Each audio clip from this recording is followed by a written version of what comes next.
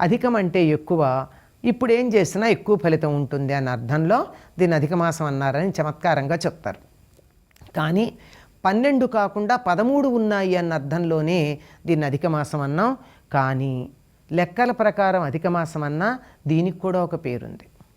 ఏమిటా పేరు అంటే చైత్ర, వైశాఖ, జ్యేష్ఠ, ఆషాఢ ఇలా ఉన్నటువంటి పేర్లతో ఈ 12 పేర్లు అయిపోయాయి కదా, దీనికి ఏం పేరు పెడదాం? పూర్ణిమ నాడు ఏ నక్షత్రం దగ్గర చంద్రుడు ఉంటే ఆ నక్షత్ర సంబంధమైన పేరు పెడతారు కదా, దీనికి ఏం పేరు పెట్టాలి? ఈ సంవత్సరం జ్యేష్ఠ నక్షత్రం అనుకోండి, మరి జ్యేష్ఠ నక్షత్రం 2 సార్లు చంద్రుడి దగ్గరగా ఉంటే 2 సార్లు ఎలా పేరు పెడతాం? అందుకని అధిక జ్యేష్ఠ అని పెట్టారు. కానీ ఇది మనం వ్యవహారానికి ఇలా వాడుకున్నా దీనికి ఉన్నటువంటి అసలు పేరు పురుషోత్తమ మాసం. పురుషోత్తమ మాసం అనే పేరు ఎందుకు పెట్టారు అంటే, మనకి ఈ ఋతువులన్నీ మారుతూ సూర్యుడిని అనుసరించి మనం ఇన్ని రకాల చేసేటప్పుడు సూర్యమండలంలో ఉన్న ఎవరిని ధ్యానం చేస్తుంటాం? ధ్యేయ సదా సవితృమండల మధ్యవర్తి నారాయణ సన్నివిష్ట కేయూరవాన్ మకరకుండలవాన్ కిరీటి హారి హిరణ్మయ వపుర్ధృత శంఖచక్ర అని చెప్పి ప్రతిరోజు సూర్యుణ్ణి ఆరాధిస్తూ సంధ్యోపాసన చేసేవాళ్ళు చెప్పేటటువంటి ధ్యాన శ్లోకం.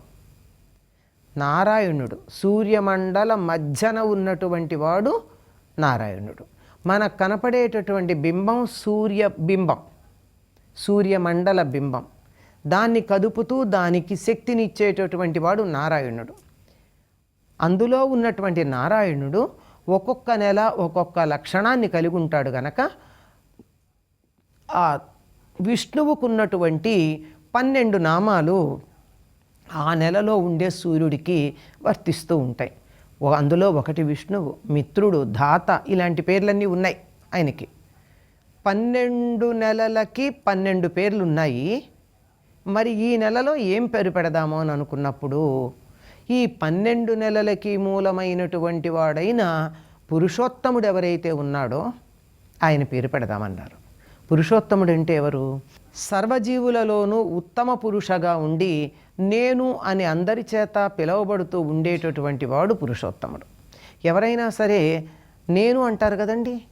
లోకంలో ఎంతమంది జీవులు ఉన్నారో భాషలు మారితే మారచ్చు, కానీ ప్రతి వాళ్ళు నేను, ఐ, మీ, మై ఇలాంటి ఏ పేరు చెప్పినా నేను అని అర్థమే చెప్తాం. సర్వజీవులలోనూ నేను అన్న పేరుతో ఏ భగవంతుడు ఉన్నాడో ఆయనని ఉత్తమ పురుష ఏకవచనంగా సర్వజీవులలో ఉంటాడు గనక ఆయన్ని పురుషోత్తముడు అన్నారు. అటువంటి పురుషోత్తముడే 12 నెలలలో 12 పేర్లతో సూర్యమండల మధ్యవర్తిగా ఉంటాడు. ఈ నెలలో ఆ 12 కాదు గనక సాక్షాత్తు పురుషోత్తముడే ఉన్నట్టు ఈ నెలకి పురుషోత్తమ మాసం అని పేరు. దీనికి ఒక చక్కని చమత్కారమైన కథని కూడా కల్పన చేసి చెప్తారు. ఏమిటది అంటే, దీన్ని మలమాసము అని కూడా అంటారు. మలమాసం అని ఎందుకంటారంటే, అధిక మాసంలో ప్రత్యేకమైనటువంటి విధులు ఉండవు. ప్రత్యేక విధులంటే మనం నిత్య క్రియలు చేసుకుంటామే తప్ప ప్రత్యేకంగా గృహప్రవేశాలు, పెళ్ళిళ్ళు, ఇల్లు శంకుస్థాపనలు చేయడాలు ఇలాంటి ప్రత్యేకంగా ముహూర్తాలు పెట్టుకుని చేసుకునే పనులేవి ఉండవు అధిక మాసంలో. అలా ఉండవు గనక ఇదేం లాభం లేదండి దీనివల్ల, ఇదంతా పీడమాసం, దీనివల్ల చెడే తప్ప మంచి లేదు, అందువల్ల మలమాసం అని కొంతమంది వ్యవహరిస్తూ ఉంటే ఈ అధిక మాసానికి పాపం ఉక్రోషం వచ్చిందిట. ఉక్రోషం అంటే ఎవరికీ సమాధానం చెప్పలేనటువంటి కోపం, ఎవరి మీద కోపం తీర్చుకోవాలో తెలియకుండా వచ్చే కోపం ఉక్రోషం. అలా వచ్చి విష్ణుమూర్తి దగ్గరికి వెళ్ళి ప్రార్థన చేసిందిట. అయ్యా, నన్ను మలమాసం అంటున్నారు ఏమిటి? నేనంత చెడ్డదాన్నా, పనికిరాందాన్నా, మలినంగా ఉంటానా? ఎందుకు నన్ను ఇలా అంటారు? నాకు ఏమీ ఎటువంటి అర్హత లేదా? నాలో ఎటువంటి స్వచ్ఛత, శుభ్రత, పవిత్రత, పుణ్యాన్ని కలిగించే లక్షణం లేదా నా దగ్గర అని ప్రార్థించిందిట. ప్రార్థిస్తే ఆయన ఆలోచించాడు. ఎవరైనా సరే మనస్ఫూర్తిగా ఆర్ద్రంగా ప్రార్థిస్తే సమాధానం చెప్తాడండి భగవంతుడు.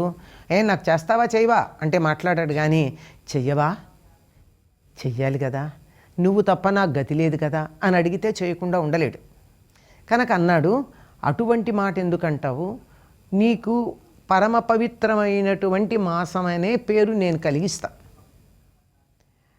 ఈ మాసంలో ఏ పనులు చేసినా పుణ్యకార్యాలు అత్యధికమైనటువంటి ఫలితాన్ని ఇస్తాయి అనేటటువంటి ఒక వరాన్ని ఇస్తున్నా నీకు.